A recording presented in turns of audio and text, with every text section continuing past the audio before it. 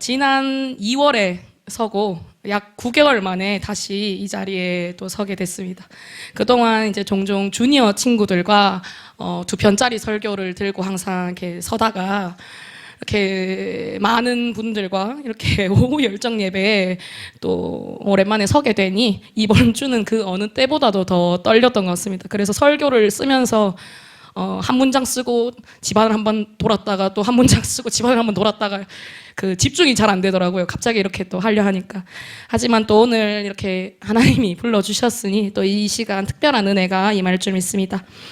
또 특히나 이제 다들 기억하시겠지만 지난주에 우리 또 김병준 간사님이 말씀을 나누시고 또 하나 이렇게 또 킬링 포인트를 하나 잡아주셔가지고 이렇게 딱 멱살 잡으면서 이제 오후 예배 마치고 이제 몇몇 분들이 자꾸 허공에다가 이제 멱살을 잡고 다니시는 분들이 몇 분 있더라고요.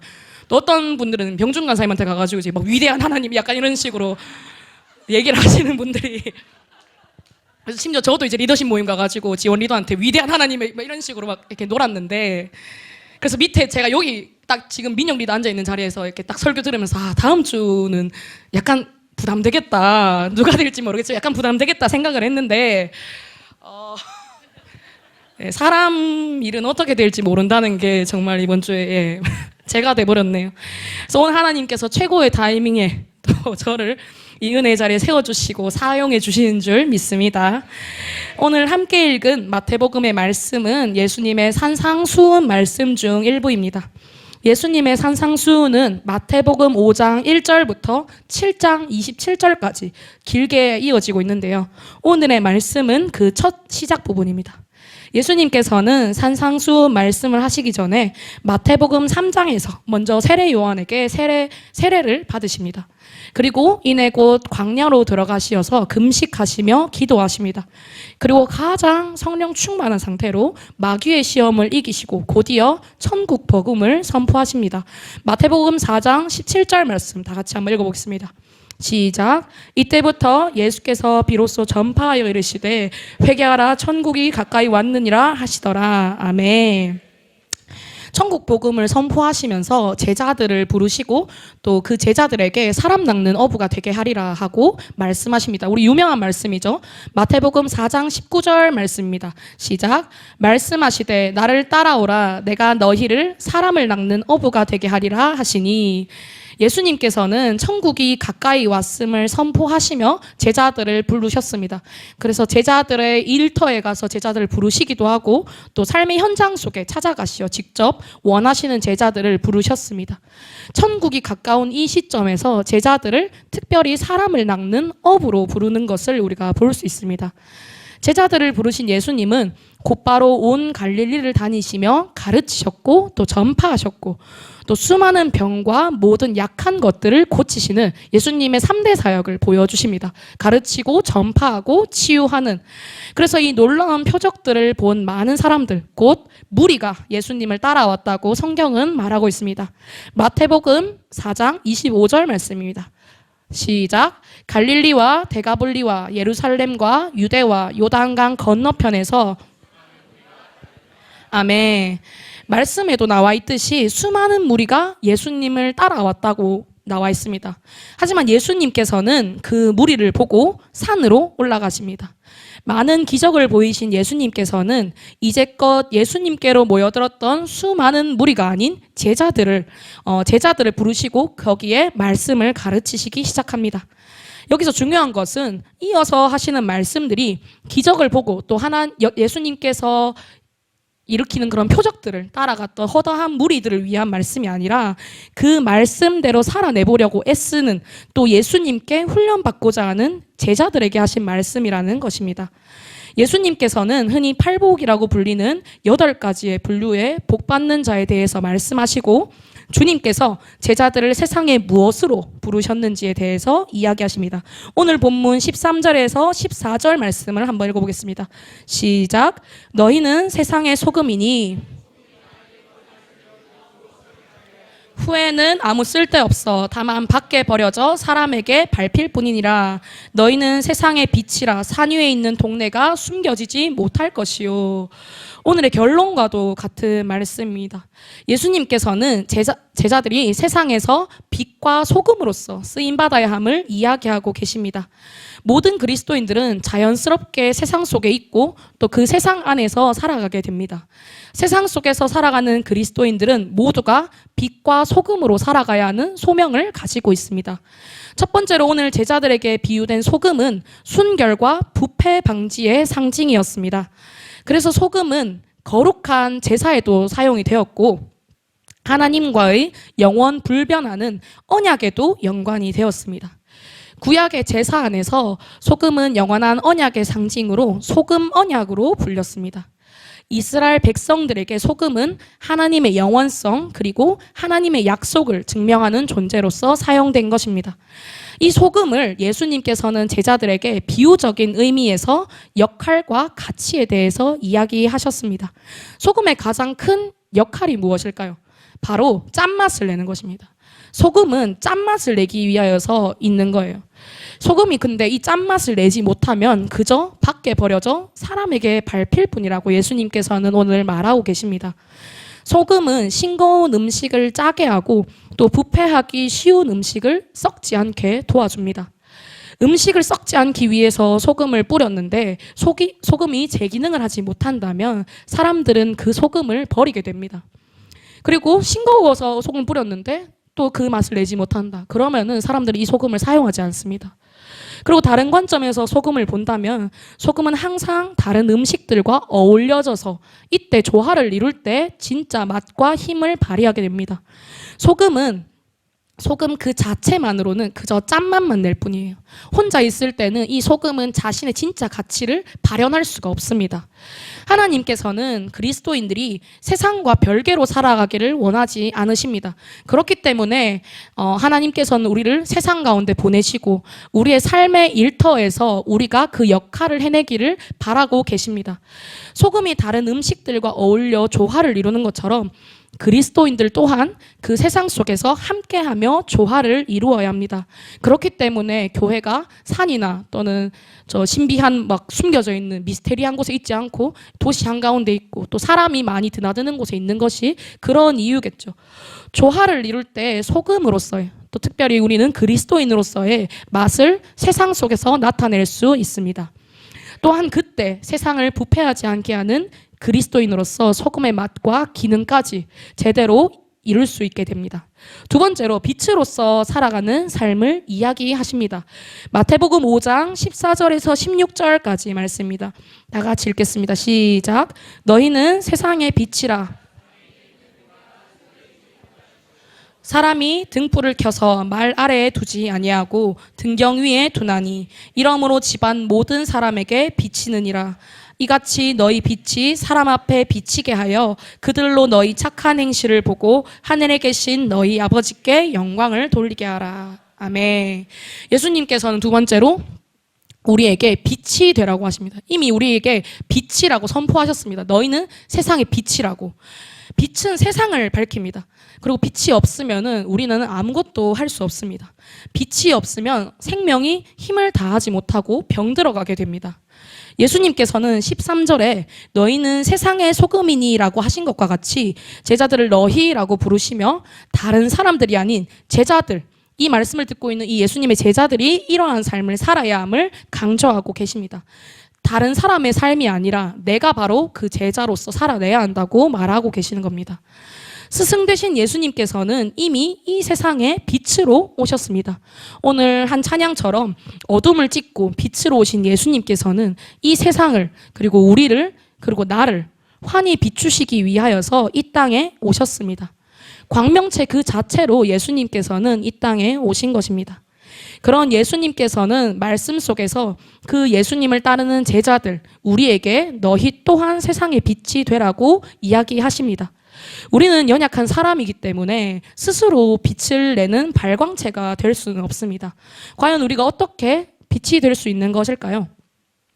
그건 바로 오늘 우리를 먼저 비추고 계신 주님의 빛을 받고 있기 때문입니다.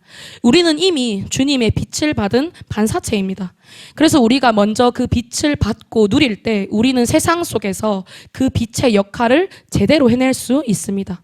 이러한 우리를 이끄시는 이 빛은 인도하고 규명하고 생명이 됩니다. 그리스도의 제자된 우리 그리스도인들은 빛의 삶 그 자체를 살아가게 됩니다. 어두운 빛은 존재하지 않습니다. 우리가 빛이신 주님 안에 거할 때 우리는 진짜 빛의 삶을 살아가게 되는 것입니다. 빛과 소금은 세상에 꼭 있어야 하는 존재입니다. 둘 중에 하나라도 없으면 이 세상은 제대로 돌아가지 않게 됩니다. 그러면 세상에는 빛과 소금이 꼭 필요할까요? 그리고 왜 예수님께서는 굳이 우리를 이 땅에 빛과 소금으로 보내셨을까요? 세상이 이미 어둡고 또 부패하였기 때문입니다. 세상이 어둡지 않고 또 부패하지 않았다면 빛과 소금은 필요가 없습니다. 이미 어둠이 없고 이미 빛이 환하고 또 이미 썩은 것이 없는 멀쩡한 곳에는 그러한 것이 필요가 없습니다. 환자가 없는데 의사가 필요 없듯이 이 세상이 이미 아파하고 또 썩어져 있고 또 어두워져 있기 때문에 예수님께서는 우리를 빛과 소금으로 부르셨습니다. 이 세상이 계속해서 어두워져 가고 또 부패해 가고 있고 마지막 때가 점점 더 다가오고 있기 때문입니다. 이번 주 큐티 말씀들을 보면은 예수님께서 마지막 때에 대하여 이야기하십니다. 마지막 때에 나타나는 징조들이 예수님의 말씀을 통하여서 자세히 나와 있는 것을 볼 수 있습니다. 마태복음 24장 5절에서 9절까지의 말씀입니다. 시작. 많은 사람이 내 이름으로 와서 이르되 나는 그리스도라 하여 많은 사람을 미혹하리라. 난리와 난리 소문을 듣겠으나 너희는 삼가 두려워하지 말라. 이런 일이 있어야 하되 아직 끝은 아니니라. 민족이 민족을 나라가 나라를 대적하여 일어나겠고 이 모든 것은 재난의 시작이니라. 그때 사람들이 너희를 환난에 넘겨주겠으며 너희를 죽이리니 너희가 내 이름 때문에 모든 민족에게 미움을 받으리라. 아멘. 예수님께서는 제자들이 묻는 질문, 종말의 때가 언제고 또 이제 그 징조가 어떻게 나타납니까? 라고 물으시는 질문에 정확히 몇 년도, 몇 월, 며칠, 몇 시에 종말이 온다 이렇게 알려주지 않으시고 대신에 그 징조들에 대해서 구체적으로 자세하게 말씀해 주셨습니다. 청장년분들은 이번 셀가족 모임 메시지에서 나누셨듯이 이런 징조들은 이미 우리 세대에 나타나고 있습니다. 많은 거짓 선지자들이 이미 나타나서 자신이 그리스도라고 주장하며 또 많은 사람들을 미혹하고 또 종교의 노예로 만들고 있습니다. 또 세계 곳곳에서 분쟁이 일어나고 있고 또 러시아, 우크라이나 전쟁과 같은 일들이 일어나고 또 우리나라 안에서도 북한과 전쟁에 대한 공포가 계속해서 일어나고 있습니다. 그리고 예수 그리스도를 믿는다는 이유만으로 핍박을 받고 비난을 받는 일 또한 비일비재하게 일어나고 있습니다. 그렇기 때문에 이 핍박을 받는 일 또한 나이를 불문하고 학교에서든 직장에서든 어디에서나 쉽게 일어나고 있는 현상입니다. 세상은 점점 더 악해져만 가고 있고 많은 사람들이 진리를 알지 못한 채 죽음을 향해 달려가고 있습니다. 이런 세상 속에서 하나님께서는 우리를 빛과 소금으로 부르신 것입니다. 마태복음 5장 16절 말씀을 다시 한번 읽어보겠습니다. 시작. 이같이 너희 빛이 사람 앞에 비치게 하여 그들로 너희 착한 행실을 보고 하늘에 계신 너희 아버지께 영광을 돌리게 하라. 아멘. 예수님께서는 빛인 너희의 착한 행실을 보이게 하라고 하셨습니다. 세상 속에 우리의 착한 행실을 보이라고 말씀하고 계십니다. 여기서 말하는 착한 행실은 도덕적인 착함이 아닙니다. 이 착한 행실은 진리를 행하는 거룩한 삶을 이야기합니다. 또한 이 진리를 전하는 예수님이 우리에게 주신 사명을 이루는 것입니다.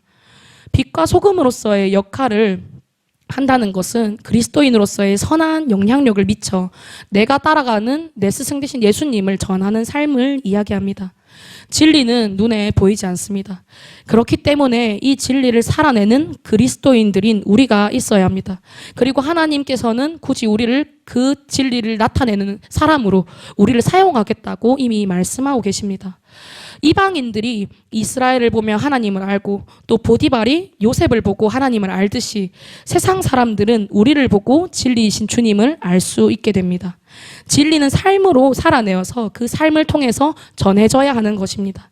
그런 면에서 우리는 굉장히 좋은 전략을 가지고 이 세상을 살아가고 또 영혼들에게 나아가고 있습니다. 우리의 전략은 바로 행복모임과 해피스쿨 또 해피키즈입니다. 우리는 지금도 빛의 역할, 또 소금의 역할을 감당하기 위해서 복음을 들고 학교로 또 회사로 또 관계로 나아가고 있습니다. 한편으로는 이런 우리가 사단에게는 굉장한 눈의 가시가 될 것입니다. 그렇기 때문에 사단은 우리의 마음을 제일 먼저 잡아먹으려고 계속 돌아다닙니다. 베드로전서 5장 8절 말씀입니다. 다 같이 읽겠습니다. 시작. 근신하라 깨어라 너희 대적 마귀가 우는 사자같이 두루다니며 삼킬 자를 찾나니. 아멘. 사단 마귀는 담임 목사님께서 자주 말씀하시듯이 굳이 불신자를 찾아다니지 않습니다. 이미 사단 마귀 손에 우리 불신자들, 우리 베스트들이 이미 손 안에 들어와 있기 때문에 굳이 애써서 찾지 않아도 그들이 이미 마귀에게 와 있습니다. 마귀에게 속고 있는 것도 모른 채로. 대신에 이 사단 마귀들은 방금 읽은 말씀처럼 이미 하나님을 알고 또 믿고 또 특별히 우리 교회처럼 복음을 전하려고 애쓰는, 복음을 들고 세상에 나아가는 이 기존 성도들을 삼키려고 돌아다닙니다. 마귀는 우는 사자와 같이 먹잇감을 노리며 우리 주위를 계속해서 맴돌다 우리가 방심한 틈을 타서 우리 마음에 한 가지를 넣습니다. 그것은 바로 두려움입니다. 특히나 학교에서 혼자 해피스쿨을 하는 친구들, 또 혼자 아무도 믿지 않는 환경에서 복음을 전하는 사람들에게 넣는 것이 이 두려움입니다. 복음을 전했을 때 관계가 깨져버릴까 하는 두려움, 또 거절에 대한 두려움, 또 모욕에 대한 두려움들은 우리 마음에 계속해서 던져 넣어서 우리가 그것에 걸려 넘어지도록 사단은 계속해서 우리를 속입니다. 저는 원래가 겁이 굉장히 많고 또 겁이 많다 보니 잘 놀랍니다. 되게 굉장히 잘 놀랍니다. 그래서 이제 굉장히 생각보다 마음이 굉장히 심약합니다. 제가 심약해요. 제가 막 셀 이름은 막 하나님의 군대고 막 어떤 친구들은 막 군대 장관이라고 막 놀리고 이러는데 제가 생각보다 굉장히 여리고 굉장히 눈물도 많고 아까 여기서 찬양하면서 우는 거 보셨죠? 제가 굉장히 눈물도 많고 심약하고 굉장히 그렇거든요. 근데 이렇게 심약한데 심약한 마음을 좀 이렇게 단단히 잡고 있으면 좋을 텐데 방심도 되게 잘합니다. 그래가지고 사람을 갑작스럽게 이제 제 딴에는 갑작스럽게 마주치면 굉장히 놀랍니다. 그래서 이제 저를 마주치시는 이제 만약에 한 분을 이렇게 10번을 마주친다 하면은 그 중에 8번은 제가 놀라는 것 같더라고요. 설교를 쓰면서 생각을 해보니까 놀랄 때도 그냥 이제 이렇게 놀라는 게 아니라 정말 약간 온 힘을 다해서 진짜 소스라치게 놀랍니다. 그래가지고 저를 마주친 분들이 오히려 저 때문에 더 놀라는 경우가 항상 있었어요. 그 중에 이제 한 분이 교회에서 자주 이제 마주치는 분 중에 한 분이 체인호 리더님이신데 지난번에 이제 본당에 이렇게 제가 미디어실 가려고 본당에 들어가고 있는데 리더님이랑 마주치게 됐어요. 나오시는 리더님과. 근데 거기서 또 아무 생각 없이 이렇게 걸어 들어가다가 이노 리더님이 갑자기 딱 들어오니까 너무 놀란 거예요. 그래서 어머 하면서 놀라니까 이노 리더님이 처음에는 이제 뭘 그렇게 놀라냐 하면서 이렇게 해주시고 이렇게 나가셨어요. 그래 이제 그러고 있다가 또 미디어실에서 영상 사역 다 하고 이제 다시 집에 가려고 나오고 있는데 이번에는 들어오는 리더님이랑 이제 제가 다시 마주친 거예요. 불과 한 시간이 채 되지 않았으면 이미 이제 제 머릿속에 이노 리더님을 마주쳤다. 교회에 이런 이노 리더님이 계시는구나라는 게 있는데도 불구하고 또 방심하고 있다가 이노 리더님이 그것도 심지어 이제 제가 문을 벌컥 열고 나갔는데 이노 리더님이 문 앞에 서 계신 걸 보고 또 깜짝 놀란 거예요. 그래서 저까지 이제 머쓱할 정도로 제가 너무 막 이렇게 소스라치게 놀라니까 아니 내가 뭘 했냐면서 왜 내가 무슨 귀신도 아니고 날 보면서 왜 그렇게 놀라냐면서 이렇게 하고 이제 약간 민망해 하시면서 들어가셨던 기억이 있습니다. 오늘 설교를 쓰면서 갑자기 그때가 또 생각이 나면서 오늘 이 기회를 타서 다시 한번 또 심심하게 죄송하다는 말씀을 또 드리고 싶은데요. 아무튼 저는 이제 그 정도로 마음이 굉장히 이렇게 잘 흔들리고 또 이제 방심도 잘 합니다. 그렇기 때문에 저는 그렇게 생각합니다. 이 중에 제 얘기를 듣고 웃으셨지만 뭐 그렇게 놀라냐고 웃으셨지만 분명히 저 같은 분들이 있을 거라고 생각을 합니다. 잘 놀라는 분들이. 그리고 마음의 방심을 굉장히 잘하는 분들이 있다고 생각을 합니다. 이러한 저 같은 이제 방심을 이렇게 잘하는 분들은 사단에게 이보다 더 좋은 먹잇감이 될 수가 없는 거예요. 그래서 내가 조금만 이렇게 방심하게 되면은 바로 사단은 곧바로 두려움과 또 부정적인 생각들을 바로 넣습니다. 이 두려움과 부정적인 생각들은 어디에 1번으로 제일 큰 영향을 미치냐면은 우리가 하고 있는 이 복음 전하는데 항상 1번으로 영향을 미칩니다. 그래서 가장 먼저 복음을 전하는데 브레이크가 걸리게 합니다. 하나님께서 우리를 복음 전하는 현장 속에 불러주셨음에도 불구하고 이 부정적인 것들은 근본적인 하나님의 은혜를 잊게 합니다. 내가 어떻게 이 자리에 설 수 있고 내가 어떻게 지금 복음을 전하게 됐는지를 잊게 하는 거예요. 그럴 때마다 우리는 우리가 이 사명을 감당하고 있는 가장 기초적인 이 이유를 잊어서는 절대 안 됩니다. 여호수아 1장 9절 말씀을 읽어보겠습니다. 시작. 내가 내게 명령한 것이 아니냐. 강하고 담대하라. 두려워하지 말며 놀라지 말라. 내가 어디로 가든지 내 하나님 여호와가 너와 함께 하느니라 하시니라. 아멘. 여호수아서를 보면은 하나님께서 여호수아에게 항상 동일하게 말씀하시는 것을 볼 수 있습니다. 1장에서 방금 읽은 것처럼 모세의 뒤를 이어서 새로운 리더가 되었을 때 여호수아가 얼마나 두려움이 컸겠습니까? 그냥 선지자 정도가 아니라 이스라엘 백성들을 출애굽시키는 데 쓰임받은 이 모세가 또 하나님의 말씀을 금요 예배 때 들으셨듯이 그 이제 돌판에 받아가지고 직접 하나님의 말씀을 전하는 이 모세가 앞선 리더였는데 여호수아가 얼마나 두려움이 많았겠습니까? 마치 찬양 인도를 20분 넘게 하시고 설교도 1시간 하시는 담임 목사님이 저희 리더인 것처럼 이 리더를 바라보는 사람, 그 차세대 리더로 나아가는 이 사람은 굉장한 두려움이 클 겁니다.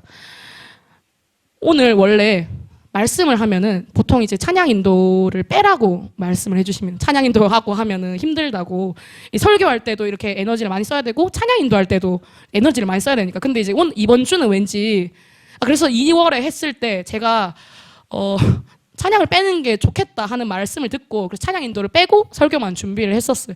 근데 이번 주는 왠지 찬양 인도를 해야 될 것 같은 거예요.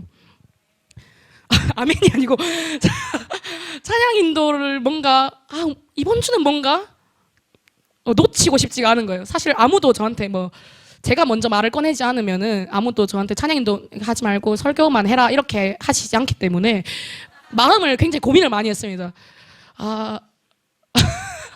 빼주지 않는다는 게 아니라 제가 찬양 인도랑 설교가 겹친 거를 잘 모르시기 때문에 빼주지 않는 게 아닙니다. 그래가지고 이제 수요일에 전화를 듣고 찬양 인도도 해야 되고 설교도 해야 되는데 둘 중에 하나만 할까 계속 고민을 하다가 목사님이 하시는 것처럼 나도 찬양 인도하고 설교 한번 해보자 하는 마음으로 진짜 겁없이 그냥 하겠다고 했는데 역시 그 앞선 리더는 굉장합니다. 항상 모세가 굉장했던 것처럼 아무튼 여호수아도 이러한 두려움이 굉장히 컸습니다. 앞선 모세를 뒤이어서 이제 여호수아가 새로운 리더가 되었기 때문이죠. 그리고 아간의 범죄와 또 이스라엘 백성들의 교만으로 인해서 첫 번째로 처음으로 아이성 전투에서 실패하고 다시 도전할 때도 그리고 여호수아가 5 왕들 사이에서 기브온을 위해 싸울 때에도 하나님께서는 항상 두려워하지 말라고 이야기하십니다. 하나님이 여호수아에게 두려워하지 말라고 하시는 이유는 항상 여호와 하나님께서 여호수아와 함께 하셨기 때문입니다. 하나님께서는 어디로 가든 너와 함께 한다고 하시고 이미 적들을 여호수아의 손에 넘겨주었다고 그러니 두려워하지 말라고 말씀하십니다.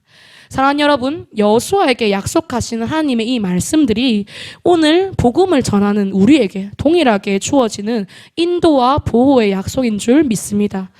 우리를 세상의 빛으로 부르신 분이 바로 이 세상을 만드시고 또 나를 그리고 내 베스트를 우리 가족을 세상의 빛으로 이끄시려고 하는 한 영혼을 너무나도 사랑하시는 하나님이심을 우리가 잊지 말아야 합니다. 여호수아가 무언가를 잘하는 사람이기 때문에 두려워하지 말라고 하시는 것이 아님을 우리가 항상 기억해야 합니다. 두려워하지 말라고 하는 모든 근거에는 하나님이 함께 계셨습니다.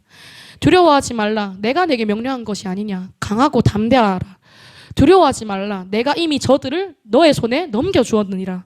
항상 하나님께서 함께 하시는 이것을 근거로 여호수아는 두려워하지 않을 수 있었던 겁니다. 우리가 이미 승리하신 하나님 편에 있기 때문에 이미 우리에게 승리가 보장되어져 있다고 말씀하십니다.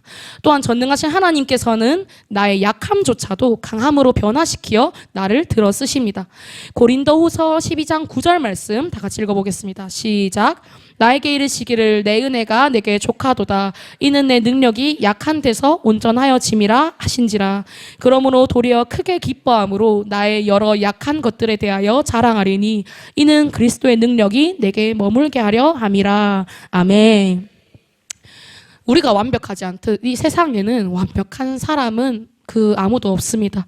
심지어는 사도 바울조차도 완벽하지 않은 사람이었습니다.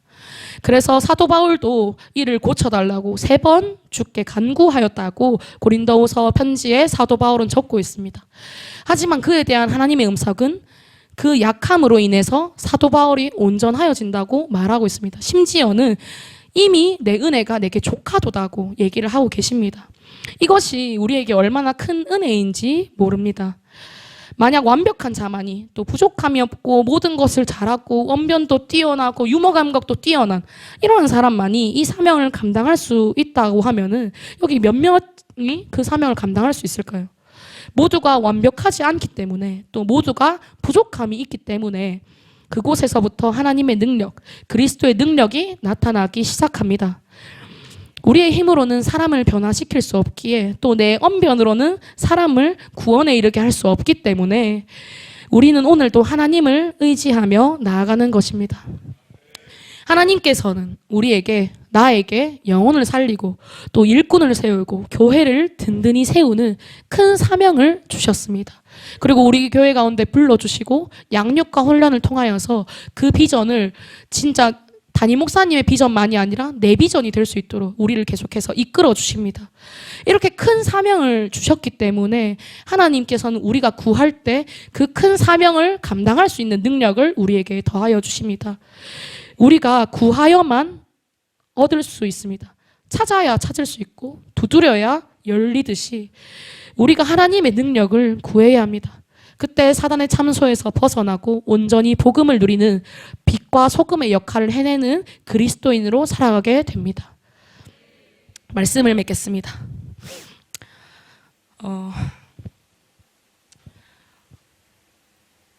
말씀을 마무리하면서 이 말들을 참 많이 썼다 지웠다를 되게 반복을 많이 했던 것 같습니다.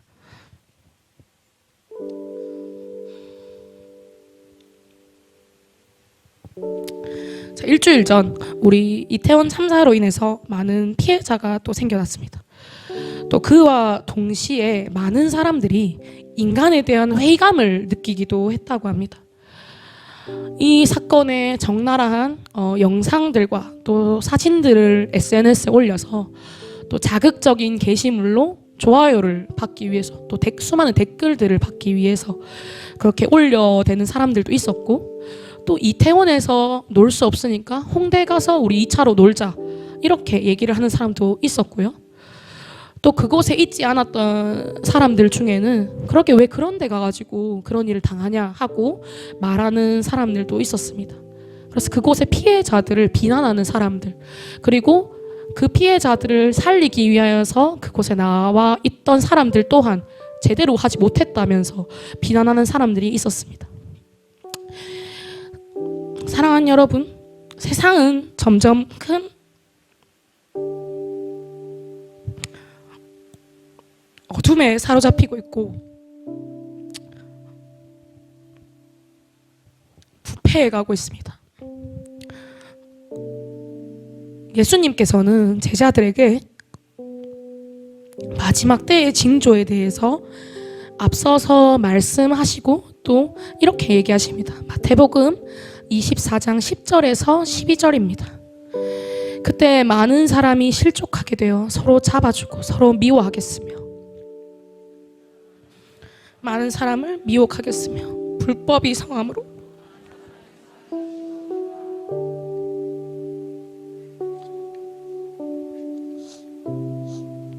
지금 이 말씀이 우리의 현실입니다.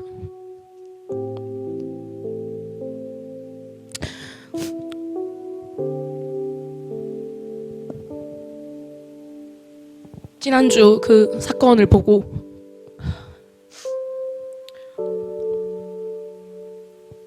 한 주간 계속해서 부어주시는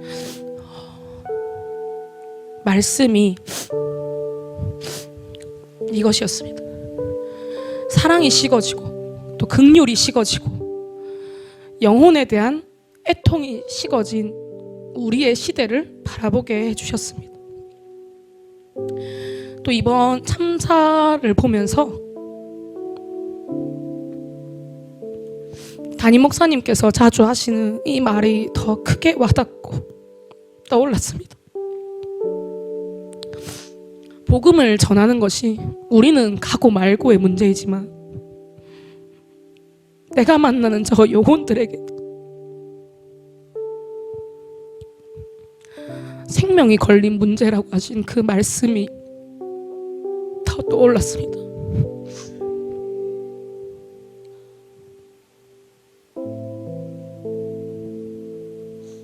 그래서 이번 한 주간 또 특별히 이번 설교를 준비하면서 이러한 하나님의 말씀 속에서 벗어날 수가 없었습니다. 내가 지금 복음을 전할 수 있고 또 그 복음을 전할 필드가 있는 것, 내게 지금 복음을 전할 베스트가 있는 것이 이 모든 것들이 우리에게 베푸신 하나님의 은혜임을 기억해야 합니다.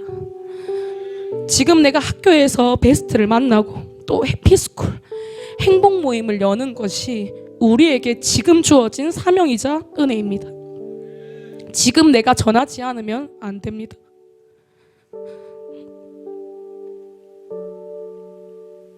지금 주어진 우리의 은혜와 이 축복들을 멈춰있게 하지 않기를 기도합니다.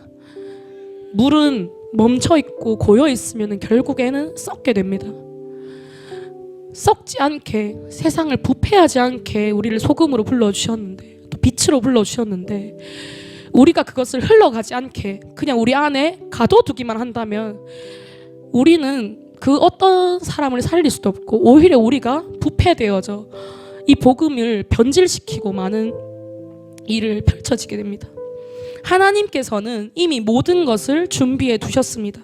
내 두려움도, 내 약함도 이 모든 것들을 하나님의 계획 아래에서, 하나님의 능력 아래에서 변화시켜 주시고 또 심지어는 이것을 통하여서 복음의 통로로 쓰임받게 해주십니다. 이미 하나님께서는 준비하고 계십니다. 이제는 우리가 그 어둠 속에 빛의 역할을 해내야 할 때입니다. 베드로전서 2장 9절 말씀 함께 보시겠습니다. 그러나 너희는 택하신 족속이요 왕같은 제사장들이요 거룩한 나라요 그의 소유가 된 백성이니 이는 너희를 어두운 데서 불러내어 그의 기이한 빛에 들어가게 하시니에. 아멘. 요다헬은 이제 마지막 시즌이 시작되었습니다. 어떤 학생들은 학교를 떠나기 전 마지막 해피스쿨일 수도 있는 마지막 시즌입니다. 사랑하는 여러분, 우리가 이 마지막 시즌을 아쉬움으로 마무리 짓지 않기를 바랍니다. 내가 만나고 있는 이 영혼에게 복음을 전할 기회가 지금밖에 없을지 모른다는 사실을 우리가 인정해야 합니다. 학교가 달라지고 또 반이 달라지고 또 멀어지게 되면 언제 다시 복음을 전할 수 있을지 모릅니다. 지금 바로 전해야 합니다. 우리는 내일로 미루는 것이 가능하지만 그 영혼들에게는 내일로 미루는 것이 가능하지 않습니다. 나를 믿고 또 두려워하지 말고 앞으로 나아가라고 하시는 이 하나님의 음성을 의지합시다. 우리를 어둠 속에서 불러내시어 또 우리의 어둠을 찢으시고 우리를 빛으로 불러주신, 또 이 땅에 맛을 내는 소금으로 불러주신 주님을 따라서 주님의 아름다운 덕을 선포할 수 있는 모든 참된 제자들이 되기를 주님의 이름으로 기도합니다. 모든 영광 하나님께 올려드립니다.